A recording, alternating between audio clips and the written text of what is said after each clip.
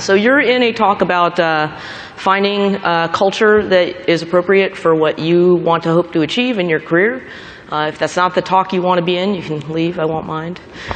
I'm Caryl Shaw, and I'm going to talk a little bit about what I do, so I'm not going to tell you too much yet. Save that surprise for later. This talk is going to be about a few different things. It's going to be a little bit about what isn't culture. It is going to be a little bit about what is culture.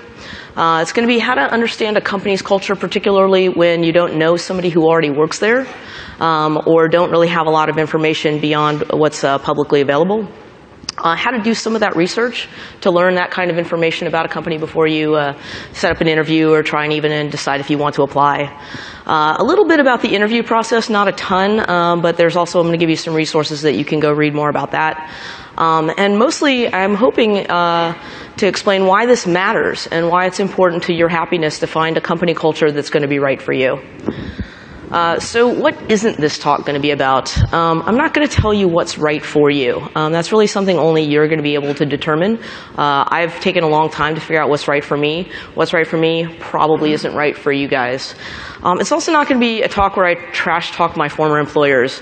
I've worked for lots of companies. Sometimes I loved the culture. Sometimes I didn't love the culture.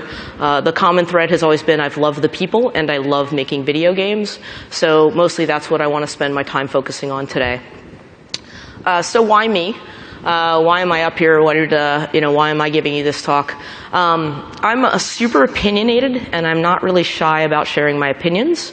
So I feel like I'm a pretty good person to give you guys some opinions about what culture is in a company and why should it matter to you. And I've been really happy in my games career, and I've also been really unhappy in my games career. I've learned a lot about how to achieve the results that I want to achieve and how to put myself in a place where that can happen. And I've worked at lots and lots of companies. So I've been in the technology industry for about 20 years. The last 11 of them have been in the games company. Here's some stats about me. I've been in 9 different companies. I've been laid off twice. I've been fired once. I've had 10 titles. I've endured 5 liquidity events.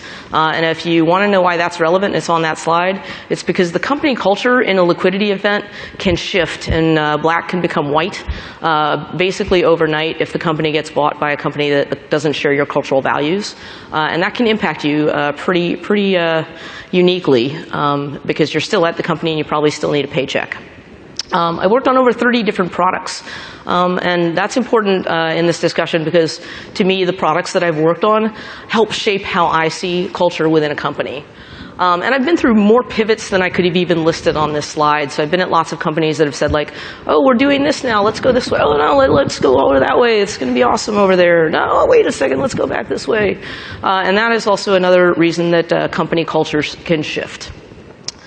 So this is a sampling of the companies that I've worked at in the games industry. So this is more the last 11 years. I'm currently at Amazon. I joined about 6 weeks ago. It's a brand new job for me. And I'm working on the Lumberyard team. That's the new engine you might have heard about. You can go learn about it in the expo hall. I worked at EA for a long time. I was in the Maxis division. I worked on The Sims, and I worked on SimCity and Spore. Not the most recent SimCity. I was on older SimCities. But I spent most of my time there working on Spore, which was a small studio over in Emeryville, over on the other side of the Bay Bridge. I was at MoKo, which is a mobile company that started basically when the iPhone started. They got started.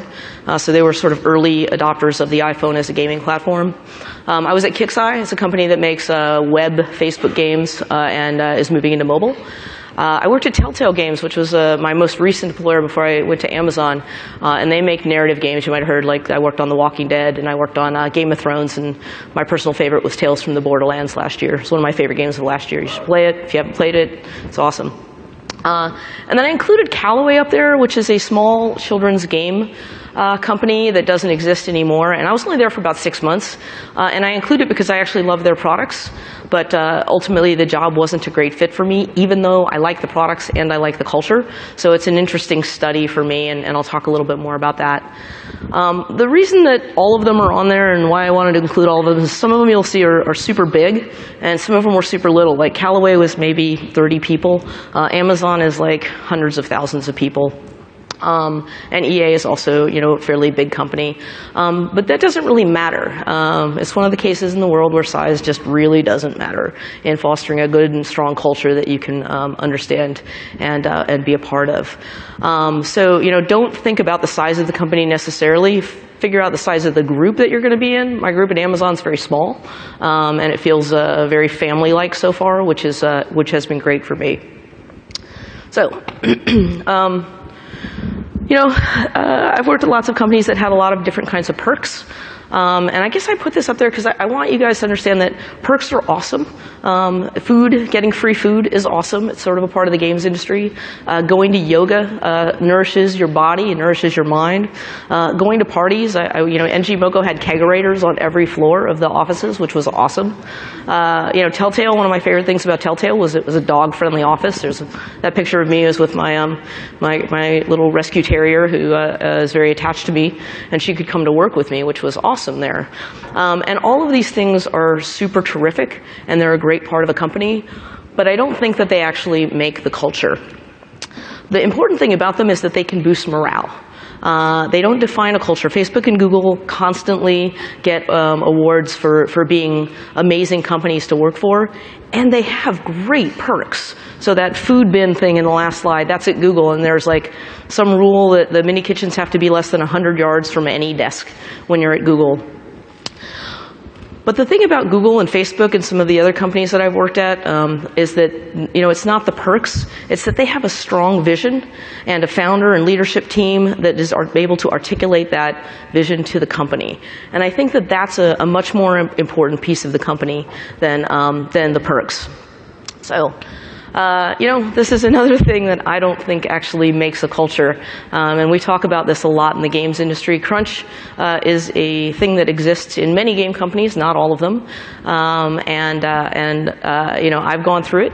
It's been an interesting experience for me, but I don't think it defines the culture either. I think that it also, like perks, can contribute to a culture. So, I had my longest period of crunch was about 7 months. It was years ago. I haven't done it in a long time, and I hope to not do that again. But in a 7-month period, I had 5 days off, and most of my days were 12-plus hours. I'd go in at 10, and I'd leave, usually between 10 and midnight. Was it all awful? I can't say it was. To me, it wasn't something I want to do again, and I actually don't think it was super healthy for anybody that was doing it. But it inspired a level of camaraderie in the team to try and create something great, and I think that that's the piece that contributed to that part of the culture that I actually did get something out of. But I'm in no way saying that I think crunch is a good idea. Please try and avoid it at all costs. The thing that, I do feel like crunch isn't culture and perks on culture, and you start moving into things like vision. So this is where I start feeling like if I can understand a company's vision, I'm going to understand what it might be like to work there. This is the original ad for article about EA from way, way, way, way back. And, to me, this is a great piece when I was looking at EA and trying to figure out where I wanted to go in my next job. For me to understand, what does that company stand for? What are they hoping to do? How were they founded? And to me, this was a really important piece because I knew that I wanted to make video games, but I also knew that I wanted my video games to have some sort of purpose. I mean, it wasn't going to necessarily be a greater purpose, but I wanted them to have a purpose. Excuse me. I have a friend who has a great quote that I think about whenever I think about working in the games industry. She says, we're not saving the baby seals, but we're not killing them. And to me, that's a good emblem for, when I think about, can computer games make you cry? And, what I hope there is that I'm spending some of my time doing something, while it may not be the most wonderful work of the world that's going to save everything, but it is better than some other things I could be doing. And so that was a driving reason why I thought Electronic Arts might be a good place for me to start my career in games. So I just went to Amazon. This is the Amazon logo. It's not actually the lumberyard mission, but it's the whole corporate vision. It's how Amazon was founded. The piece that's salient for me and the piece that I've identified most with in my time there and through my interview process more is the line customer-centric. So I've spent a career doing a lot of online services for games, working with communities, understanding how customer service works, understanding how QA works. I'm a producer, by the way, in case that wasn't obvious. I like to think about the customers, and that's what Amazon does. And I felt like it was going to be a really good single central vision point that I could understand and agree with and become a part of. And it's actually been very clear, even in my 6 weeks there, that they actually do stand behind that. So that's been great, and it makes me feel like I probably made a good decision. And you can read these kinds of mission statements on websites. Like, this is on their website. I read it before I went into the interview. Blizzard has theirs up on their website. Riot has one. Many companies have them, and they're all a little bit different. But hopefully you'll find one that speaks to you, and you should listen to it when it speaks to you. So Telltale's was a little bit different, and this actually isn't on their website, and I'm not even sure it's actually their official mission statement.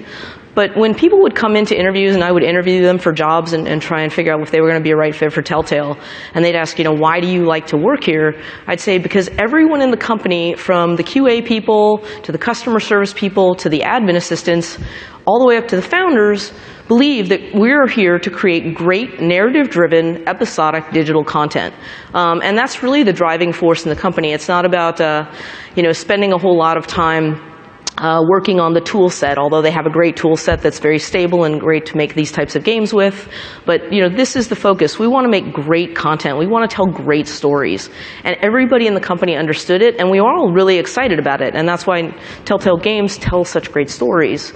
So this is a really great piece when you're going into interviews and you want to ask something. Try and understand if everybody does have the same answer to the question, or if they answer it very differently. You'll learn different things about the culture from doing that. MoKo, on the other hand, their business statement, very clear, it's the name. So MoKo stands for Next Generation Mobile Company, or it did. They were purchased they were one of the liquidity events I was talking about that changes the culture. And this directed everything the company did. Like, everything we were trying to do, we knew was about changing how mobile was used to play games. This always-on device that you always had with you, that you could always check and be in contact with people and play with people on. And everything that we did was driven by that. And, I believed in that. I was super excited about the iPhone. I got one of the first ones. I was super excited to go make these kinds of games. And I felt like I fit in that culture because this was what everybody there wanted to do. The core values are sort of an extension of the mission. They take the next level. This is a quote from Inc. And this helps drive what a company does every day and how their business values cross all the lines of all the different projects and all the different levels in the company. This is a more important thing when you start getting to the point where you're like, yeah, actually, that company's mission statement sounds interesting, but how do they actually operate on a daily basis, and am I going to enjoy that, and am I going to fit in there? So I included Blizzard's here because I love their core values. And I think it's a really interesting set, and that starts, for them, gameplay first. And if you've played a Blizzard game, and I'm assuming almost all of you have, then, you'll know, they actually do mean that, and they actually do believe that. I was sitting next to a guy named Guy Somberg, who I used to work with yesterday in the speakers lounge, and he works at Blizzard now. He used to work at Telltale with me. And we were talking about these, and he was like, yeah, I love learn and grow. So he's an engineer, and he found some of the core values that were most appropriate to him, and where he felt like, I found this place where I can do these things that I feel are great for my career and get great for me personally.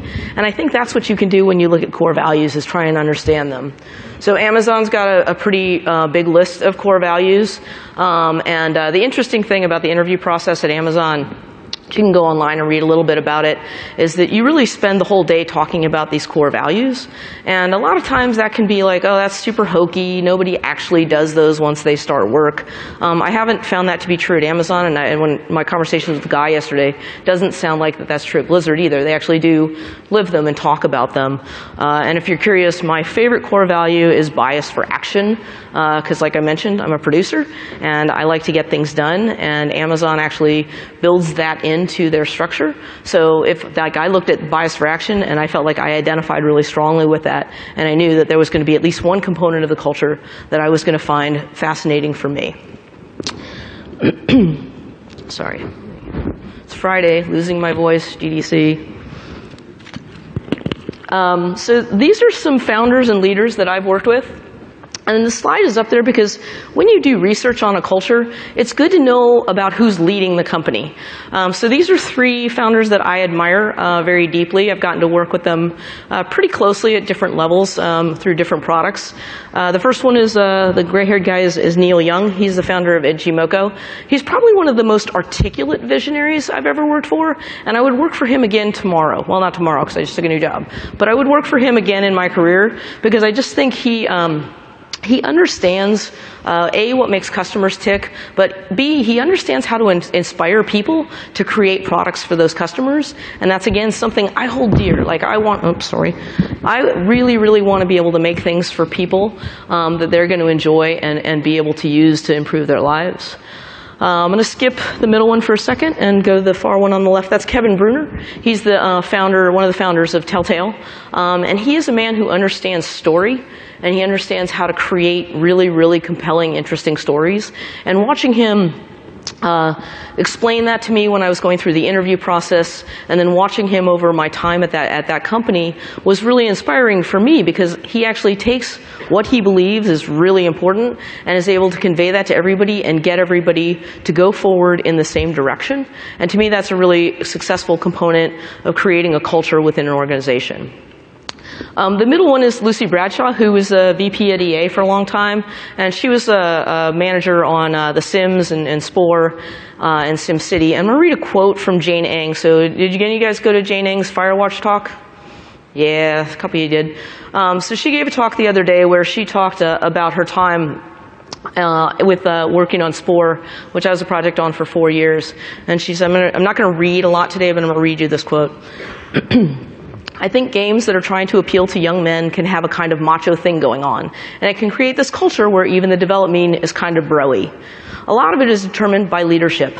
But with the game Spore, we had Lucy Bradshaw, and she wanted the game to appeal to everyone. So the team didn't have that attitude at all. There were women everywhere. I just don't think I had a single, did that happen because I'm not a dude moment the entire time I was there.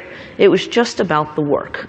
So that was a really meaningful quote to me because that's how I felt when I worked there as well. It was really how I felt the whole time I was in that studio. There were so many women in powerful positions of leadership when I was at Maxis that I felt inspired. And even though I know now that that wasn't the norm, it was when I joined the company, and I just thought that's how game culture was. And to me, that was a really great place because it helped me foster my growth. It was an early place for me in my game career, and it made me feel like, oh, this is what it could be, and this is the kind of happiness I can find.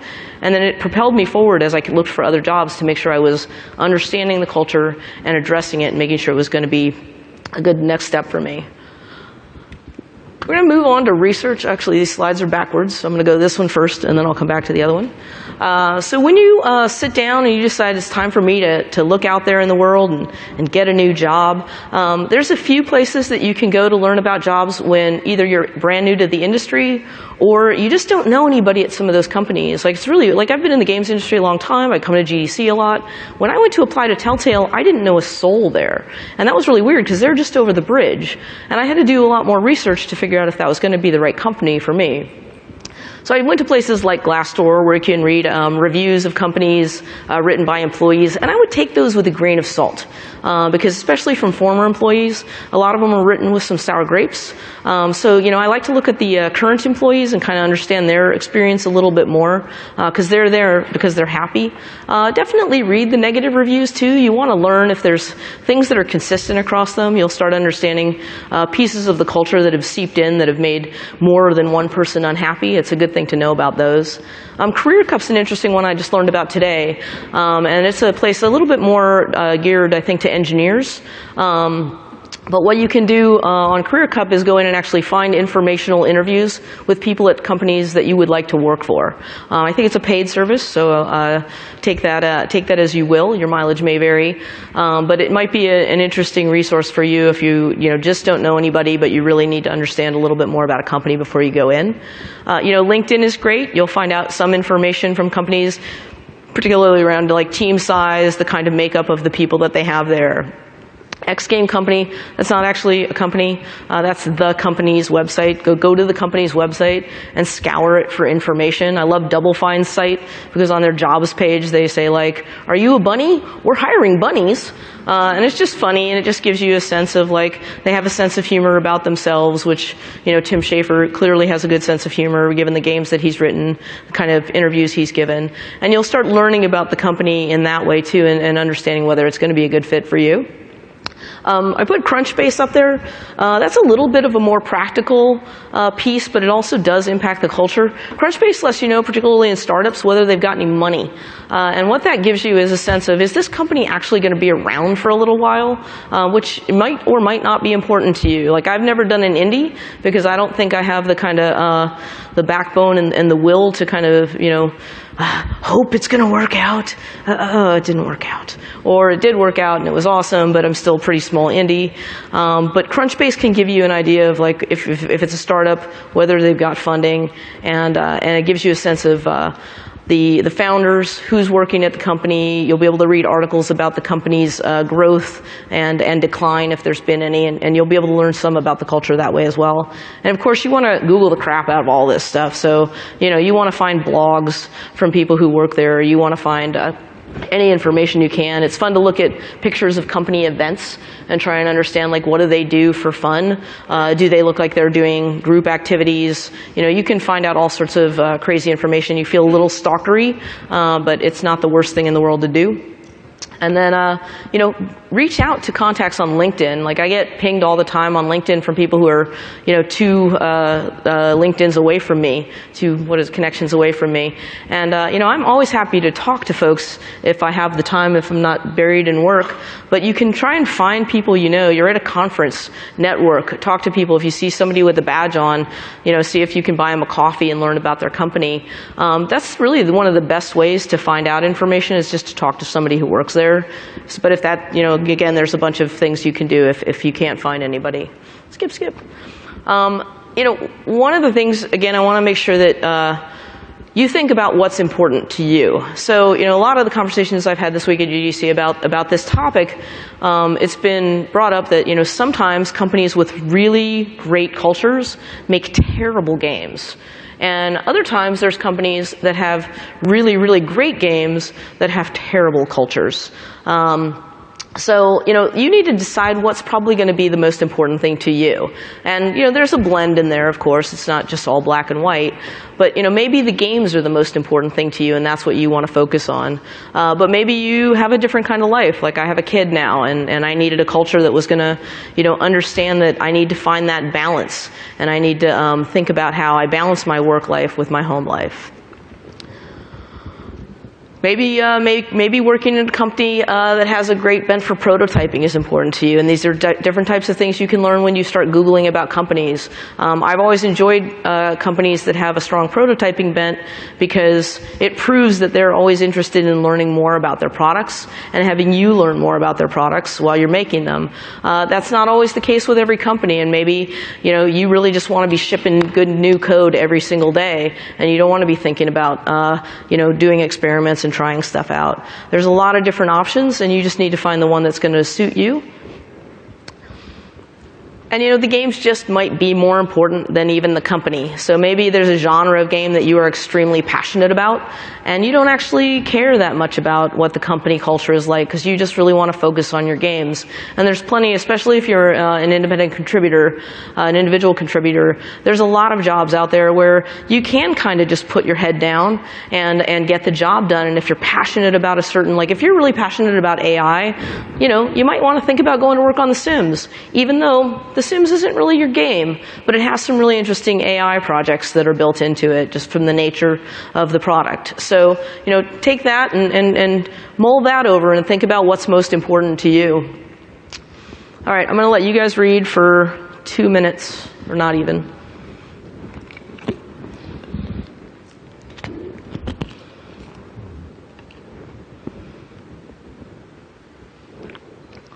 Okay. So this is the audience participation part of the talk. How many of you look at this and think that this is a really positive statement?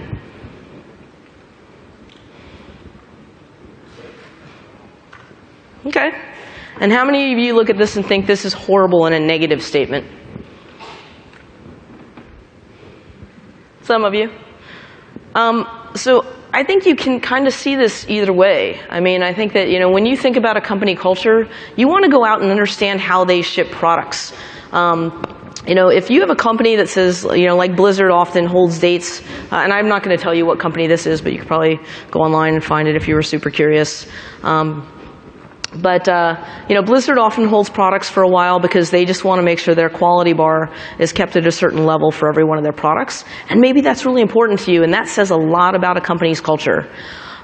And maybe there's a company that just doesn't ship very well, and that can say something about a company's culture as well. And that's a really frustrating thing for a game developer, is to not be shipping.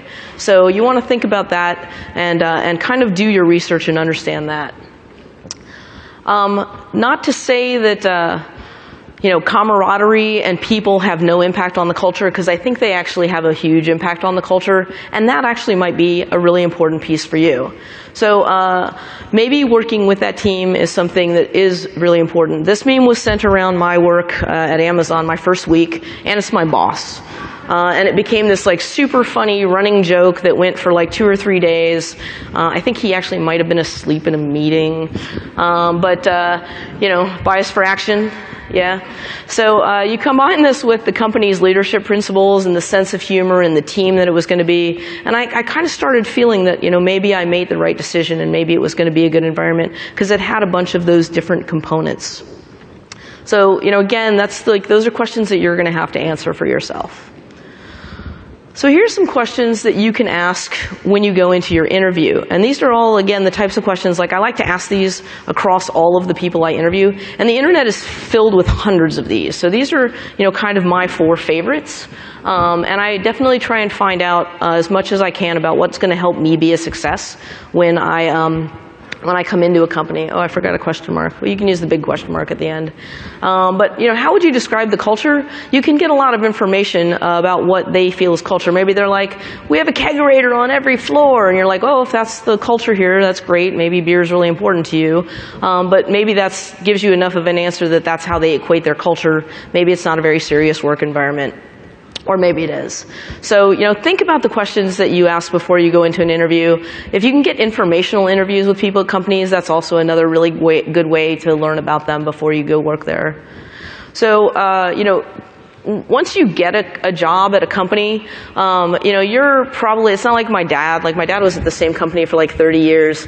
And, we just don't do that in our industry. You saw how many jobs I've had. Once you're in a job, you have to start asking yourself if you're happy. And if you're not happy, is that important to you? And if it is, what are you going to do to help make yourself happy? And this whole cycle starts again. But every time you have a job, you learn a little bit more about what is going to work for you. And then you can take that into your job search when you try and go and find that next thing that you think, maybe I'm going to combine my passion for this type of game with this awesome company vision, these great core values, and these amazing coworkers. And if you're lucky, maybe they'll also have a kegerator. All right, thanks very much. That's all I have today. And I think I have time, maybe, Corrigan, do I have time for a couple questions? Oh, I guess I do. So, what do you do for people who has decided to work as a solo developer, and also how would you encounter company cultures that deal with are there any advices about company cultures about remote development versus going in office? Yeah, I think that's a good question. So the first part of your question was about working as an independent developer, and the second part of your question was about doing remote development versus going into the office. I think that when you're an independent developer, you have to seek out community and culture and try and find that either in online forums or maybe looking at different co-working spaces that you can work in, or finding people that make a similar kind of genre and sharing culture with them. And for remote versus in office, you definitely need to think about whether you want to spend some time in the office, or else set up other methods by which you can communicate with your team, like setting up sort of HipChat or a Slack or one of those communication tools, so that you do have people that you're talking to on a regular basis. Thank you. Mm-hmm. All right. I'll be around for a little bit after the talk, so thanks very much for coming out.